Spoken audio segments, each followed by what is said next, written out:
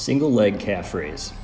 Start by balancing on one leg with the ball of your foot positioned at the edge of a stair or other platform. Use a couple fingertips on a stationary object nearby to prevent swaying.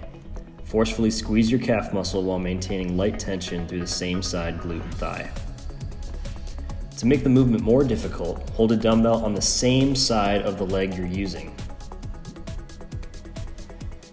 Single leg calf raise is an effective way to work the calf muscles more intensely since they're accustomed to sharing or alternating the workload during our normal day. This is also a great way to iron out imbalances of the lower leg muscles.